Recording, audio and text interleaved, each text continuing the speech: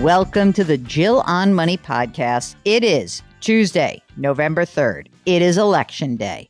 Oh, brother. I mean, who knows? This could be a crazy week ahead.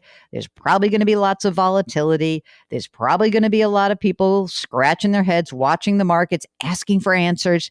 Do me a favor. Don't do anything, okay? Sit still. Don't do anything. That will be your best bet.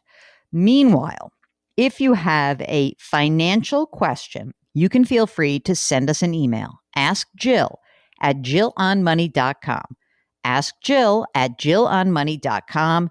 That's what David did, and David is joining us, yes, on the air. It's so exciting. If you want to join us on the air, just make sure when you email us, say, hey, I want to get on the air with you, Jill and Mark. So that's what David did. He's on the line. He's from Kentucky. Hi, David. What can I do for you? Question I have, I'm trying to decide on a financial advisor. About a year ago, my dad passed away, and he left my brother and sister and I some money that he had with Raymond James, and there were two different accounts he had. And I went ahead and stayed with Raymond James. That's the first financial advisor I've ever had. Mm-hmm. And I've not been too happy with that. And I'm wondering if I should switch to a fee-only advisor to look at my entire situation. So why were you unhappy with the situation in staying there over the past year? What do you what did you want that you didn't get? Well, when I met with the person there, we talked about the accounts that my dad had, and I also explained to him what I had in my 401k at work, and I have a couple of rental properties, and asked him for advice in general, and I never got that. And then the other issue is I just don't think I've been given much advice, and the fee is, it's a percentage based on the account value, and just doesn't seem like I'm getting much for that. Mm-hmm. So tell me about yourself, and maybe we can talk a little bit about the best type of advisor for you. So you inherited this money, but you are working still, right? Right. I'm 51. I'm sure I'll be working for several more years, but my 401k at work is around $1 million. And then I have two rental properties. I have two kids at school, and one lives in each one of those. So Oh, that's kind of cool. It helps for not pay for them. There's a little rental income. So I don't know. I would like to have some advice. Yeah. But I'd like it to. I don't feel like I'm getting, totally unbiased advice. Yeah, I get that. And maybe because this guy didn't do that. And maybe, when your parents were alive or your father, he didn't want advice. He just wanted someone to kind of caretake the account. And there wasn't much advice to give. So if you are interested in a fee-only advisor, and, all these words sound similar, but there's a very distinct difference. Fee only would tend to steer you towards somebody who collects a fee to do financial planning or money management, either one or both. And that fee is either a flat fee or maybe it's an hourly fee. And the best way you can find somebody near you is to go through the NAPFA website. So that's the National Association of Personal Financial Advisors. It's napfa.org. And you can find an advisor, type in your zip code or your location, and you can talk to people.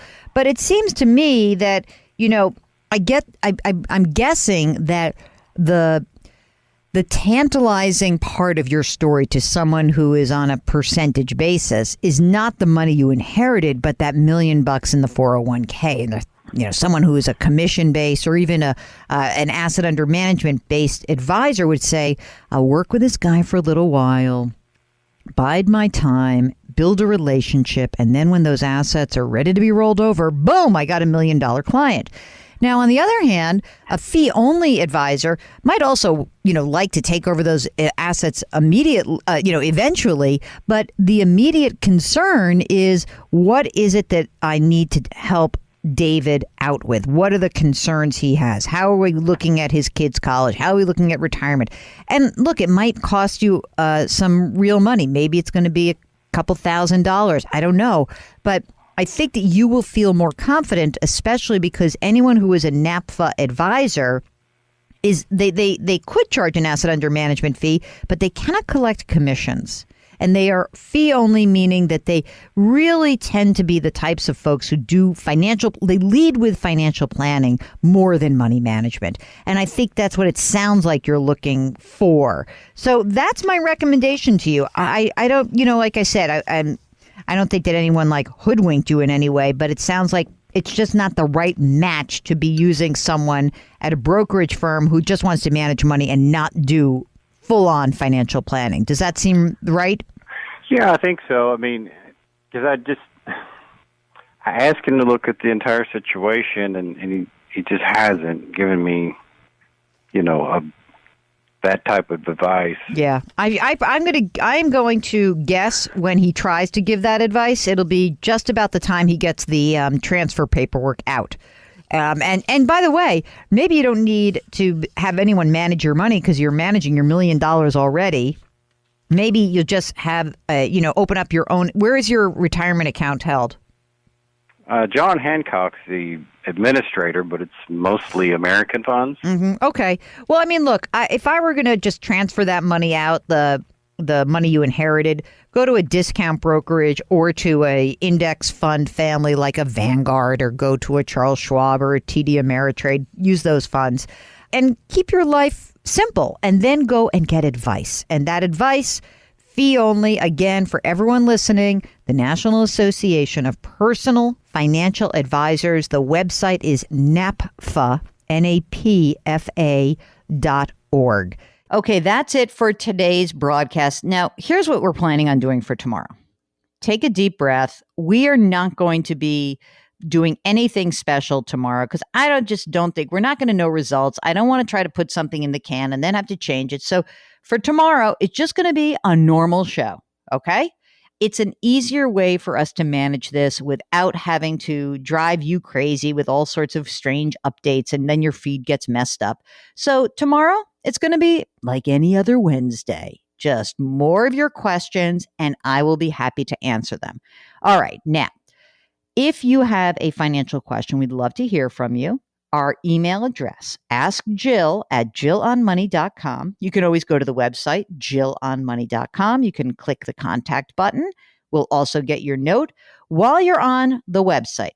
A couple of things there. Sign up for the free weekly newsletter. So great. Mark does it every Friday.